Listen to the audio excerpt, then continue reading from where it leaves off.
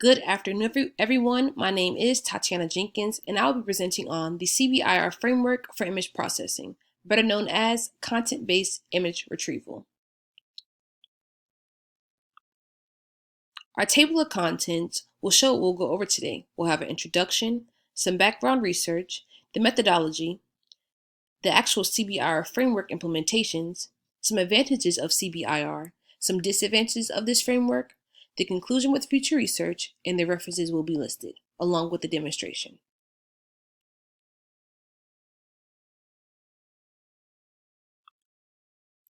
The introduction. Digital image processing is the process of an image being done through a digital computer using algorithms like CBIR.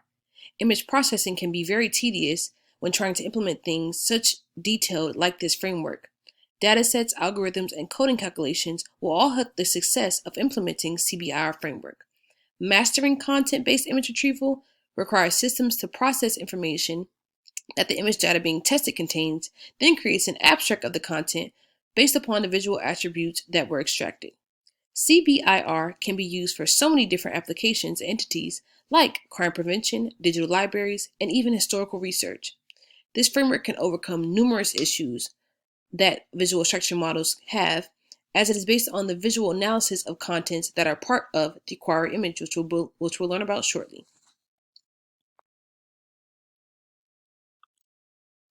Some background research. Image processing and this framework is utilized in a plethora of fields outside of computer science. This process is used to manipulate data to make it suitable to process further for any other adjustments to be made. Having a powerful computer, large memory space on the device, and even having graphic software could all help the experience when doing digital image processing to make it run a little bit better with the framework. In this research, Kanad Hassan went over when conducting his research on medical image processing of a tumor in a particular portion of the brain, as you'll see on the left. Utilizing CBIR framework in this instance allows for a bag of features to be introduced, allowing these image features to be used as to gauge similarities between images and can include global image features such as the color, the texture, and the shape of what is being extracted. Image features can also be local image features such as speeded up robust features, as we know as SURF, histogram of gradients, or even local binary patterns being picked up on. These features can be used to customize the fit of the application at hand. The image on the left is a simple implementation of this tactic being used for its query image. The image on the far left is the query image, and the image on the right is what is shown after the extractions are completed using the CBIR framework. So how do we do this? When implementing this framework, it is important that you are using a machine that can hold all the data being collected and retrieved. So step 1 will be to create an actual image database. This image database can hold up to however many images the machine can hold, along with the framework being able to hold, which is an advantage.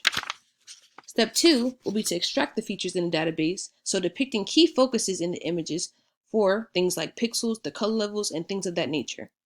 Step 3 will then be to save these features that were actually extracted. Step 4 will be to sort the images to keep them organized. Step 5 will calculate the distance. We can use the Euclidean algorithm between the images to calculate differences and distinguish them prior to giving the visual image, which is our query image, the differences that will be extracted. Step 6 will be to compute the extracted features and begin to sort them based upon their distance that we calculated in step 5. Step 7, we will be prompted to actually select a query image, which is our model image that we use to compare and contrast what has been calculated. We can use this one on the slide as an example as our query image. Then the features that are extracted from the query image using the CBIR framework, the results will show. So the next slide will give you a prime example of how this works. We have an idea. We implement this idea and we put it through our interface. This image below shows the results of the following methodology mentioned using images and even words. This framework is used to find images closest to the image selected from the database. As you can see, for the use of selecting the red balloon, it pulled images that were closest to what the actual red balloon query image was. Even when utilizing it for words like tiger, which this framework can be used for words, it shows what may look the most similar to an actual tiger. The probability is unlikely of the framework to not show a tiger unless the image intensity level isn't depictable.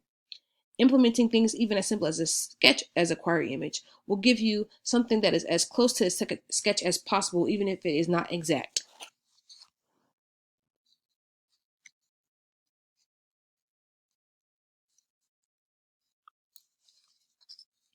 So, some advantages of this framework. This framework seems to be the most practical framework for indexing and retrieving a large amount of images based upon its color, texture, shape, and even spatial are all easily retrieved using this framework.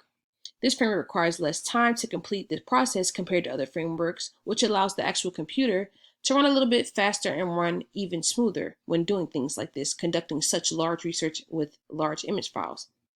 The similarities of the image to the left is based upon the distance between the actual features. In this image, the query image is shown at the top. As we progress through this grid, the images will move farther away from the query image based upon its actual differences, which will be calculated with Euclidean distance. So it gets a little bit more pixelated as we get further down this grid. As you can see, at the top, the image is close to being as clear as possible. Then we're using its levels of intensity, high and low, when it comes to how pixelated the images become. This is a great example of how your query, after running your CBIR framework, how your query-based image will look based upon how you rank them in ascending order.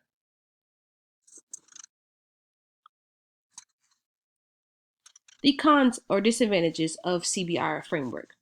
Low-level features are more difficult to extract and interpret semantically throughout image context. The semantic gap between low and high level can cause for features to be hard to distinguish from the actual query image.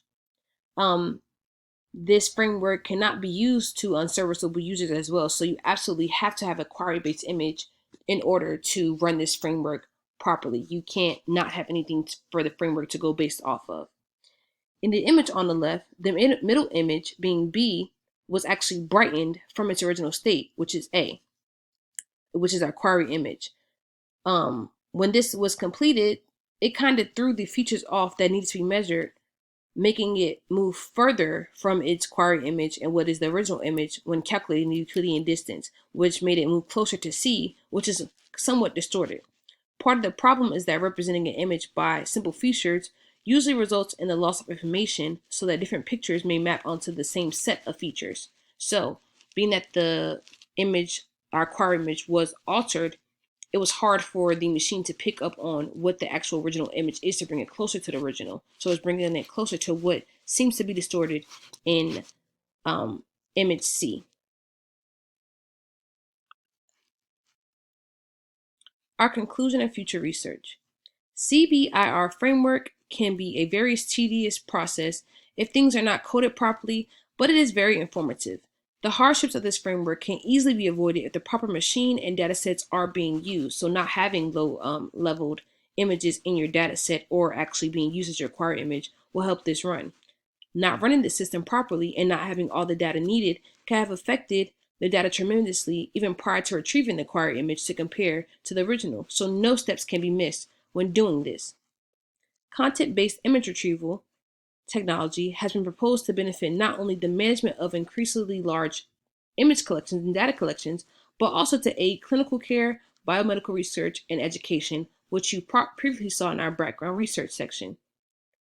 This makes this framework importance go past simple projects as we may implement in our graduate level courses, but in different fields outside of computer science. Its diverse way of extraction, data collection, and time completion puts it at an advantage compared to other frameworks, which provides with a future to continue to expand as long as this stuff is around. It is recommended that this framework implement some type of loophole, though, to kind of tie together that semantic gap, which seems to be its only drawback when implementing this framework for multiple data sets.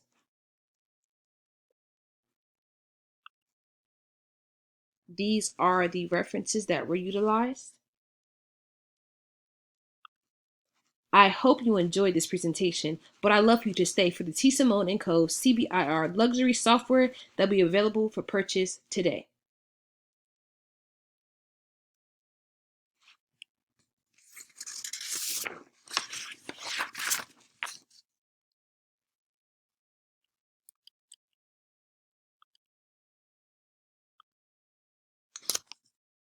Here we have the T. Simone & Co. software framework to show you the greatness that you can receive today for just $25 a month to run your business smoothly, to process your data and logos, to see which look will be best for you.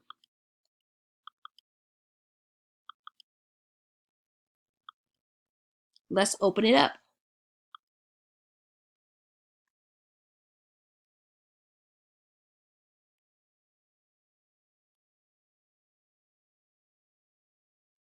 The first thing you will need to do is simply stay organized by creating folders for everything that you're trying to do. As shown, I have my final project folder. So in this final project folder, there are things like our data and our source code. The final project folder being our base folder and the data and source code being our subfolders. In our data folder, we'll have a import section which will hold all of your logos and images needed for promo that can be interchanged depending on the marketing season. These will all have to be imported into this folder, of course. Now, let's work. This code implementation implements our 6-bit color code, which will allocate the pixels in our imagery and the number of bits indicated for each pixel, which you can use to create a histogram if you like, to balance intensity levels of your actual images. Then we'll simply create our database, which allows us to import and analyze the images needed to extract features for what your marketing visual actually may be. Next, we will utilize calculating our Euclidean distance between images in our dataset in order to sort them. Sorting them will make your marketing team job so much easier instead of going through hundreds of images to differentiate them based on their visual features. You'll see the difference here. Now let's get to the good stuff, the CBIR framework. This framework shown is combining all the key components previously shown. This will give our system a chance to utilize the data that has been imported and pulled using our extraction mechanisms and allow us to select the image, which will be your logo or whatever marketing item you're trying to use, we may like the most, and compare them to other potential marketing items and logos. We'll do that for just about 20 right now, which you'll see here, which sets that in stone. Now let's try to run this so you guys can see how great this thing is. First, you will need to run your database. So we're going to go ahead and clear this section first. Let's run it. Make sure that you always run these things in your source code folder or it will not run properly. Now that that's done, we'll get to the good stuff. Let's run our CBIR. We'll automatically be prompted to pick one of our logos. So you'll go to your data folder that you created for your logo and marketing items, go to your import, which you imported all the ideas you might have had, and you'll just pick one. Let's pick a random one here. We're going to open it up.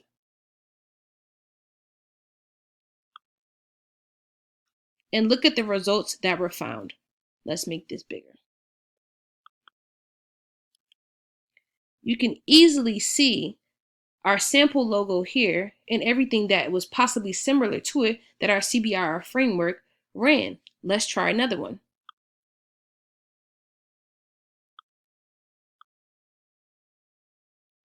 Let's clear this out again. We're always going to want to keep our space as clear as possible. We're going to run that again. We're going to go to our actual framework, make sure that database is clear. In this your work section, you'll find your distance, which is here as variable D, in your database that's being run. So we're going to run this again. Make sure you are in the correct folder. So when you're trying to run your data, be in your data folder, and when you're running your codes, be in your coding folder. Open. And let's try 22. Here we are.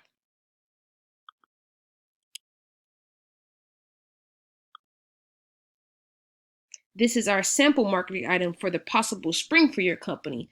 But let's look at what might be better. We have somebody that's hands-on and actually showing your customers what will work best. So you could possibly go with one of these as well, or see how your image will look on your marketing items. Look at that. Great, right? If you're interested, please feel free to contact me at